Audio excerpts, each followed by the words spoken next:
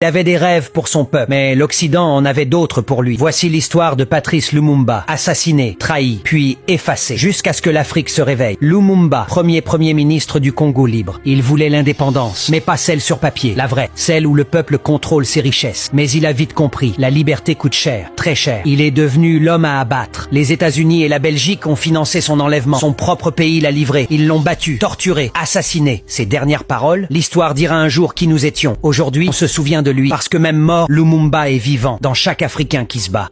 Constant Mutamba traverse une tempête judiciaire.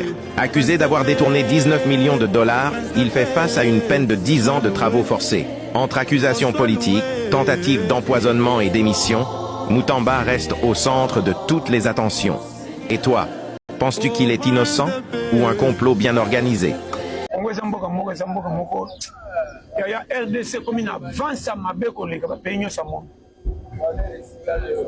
RDC ça avance à très très yokanga to balika mndengeza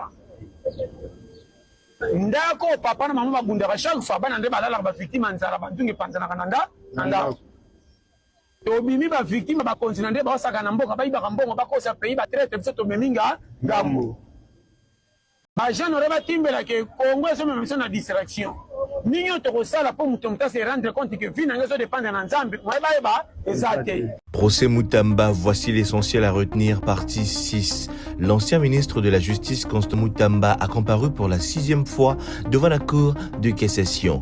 Deux nouveaux témoins étaient attendus, le DG du Frivao et un expert de la Rabobank. Le DG du Frivao ne s'est pas présenté et ont déjà été entendus au parquet.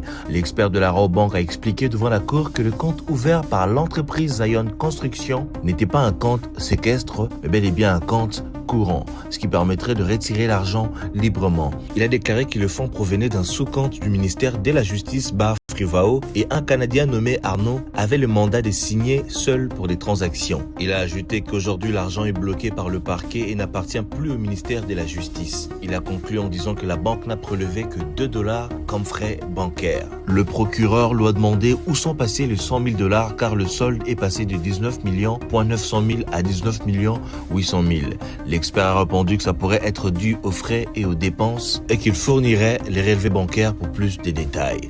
Le compte a été ouvert le 15 avril et a été bloqué le 16 par le parquet. L'ancien ministre Mutamba a déclaré qu'il a été surpris qu'il n'a pas été confronté au parquet avec les témoins. Tout a été fait précipitamment et que si on lui avait accordé 72 heures de plus, tout cela n'allait pas arriver. Et ce compte serait séquestré. Il a déclaré que la société Zion s'est retirée du projet, se sentant abusé car après avoir effectué les études du sol, des voyages, mais quand l'argent a atterri dans son compte, il a été bloqué le lendemain. Les procureurs prenant la parole a demandé la condamnation de l'ex-ministre Mutamba, le qualifiant de délinquant. D'après lui, les faits sont graves, qu'il devait ouvrir un compte séquestre directement. Le site de la construction n'a jamais été localisé et avant les travaux, il devait impliquer les services compétents et obtenir les titres de propriété. Il a ajouté que l'initiative de dépenser cet argent devait venir du Conseil des ministres et qu'il a décaissé l'argent de manière irrégulière. Il a complété son propos en soulignant qu'on ne peut pas payer plus de 30% alors que les travaux n'avaient même pas encore débuté et qu'il est anormal de donner 19 millions de $ à une société qui n'a même pas construit une cabane à Massina. Il a invité le prévenu à demander pardon au peuple congolais et de reconnaître ses erreurs car personne n'est parfait, soulignant qu'il ne cherche pas à lui nuire mais à le ramener sur la bonne voie car il a même désacralisé le ministère de la Justice et l'a transformé en lieu de meeting. Il a sollicité la condamnation du prévenu à 10 ans de travaux forcés, 10 ans d'inéligibilité au vote et à toute candidature, à 10 ans d'interdiction à tout accès au service de l'État et à une interdiction de toute possibilité de réduction des libertés conditionnelles. Prenant la parole, les avocats de la partie Mutamba ont rappelé que la manière dont l'instruction a été menée était irrégulière. Le ministère public n'a pas respecté le droit de Mutamba et les règles de vote à l'Assemblée nationale. Que l'argent utilisé par le ministre de la Justice ne provenait pas de l'argent de Frivao, mais plutôt de l'argent du compte du gouvernement. Que le ministère a voulu construire urgemment cette prison sur base d'une décision émanant du Conseil des ministres dans les 12 mois. Ils ont affirmé avoir impliqué l'IGF pour le contrôle de cet argent et que la CNRF a bloqué curieusement cet argent. Et ils ont été surpris de constater que les dossiers étaient fixés devant la cour. Ils ont précisé que les études du sol ont été faites et que l'argent n'a pas été viré au compte personnel du ministre de la Justice, mais au compte de l'entreprise. Ils ont précisé que 14 millions de victimes ont été indemnisées sous Mutamba, qu'il a initié un projet du parquet financier pour traquer les détourneurs et que lui-même ne peut pas voler. Les avocats de Mutamba ont avancé qu'il n'existe aucune loi interdisant au ministre de la Justice de construire une prison. Ils ont déclaré que le ministère public veut à tout prix la tête de leurs clients car la société Zion existe.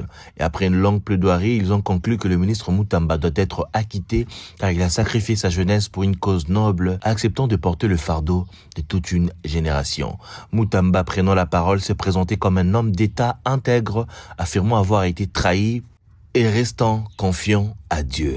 Il a souligné qu'il y a beaucoup de réalités sur ce dossier, mais qu'il ne peut pas les étaler étant un homme d'État. Il a dit qu'il a rempli sa mission lui confiée par le chef de l'État et a exhorté les juges à l'acquitter pour entrer dans l'histoire par la grande porte. Les juges vont prononcer la décision finale le 27 août 2025. À l'issue de l'audience, l'ancien ministre Mutamba est reparti libre. On vous tient au courant de la suite. C'était Tonton D dans l'informateur.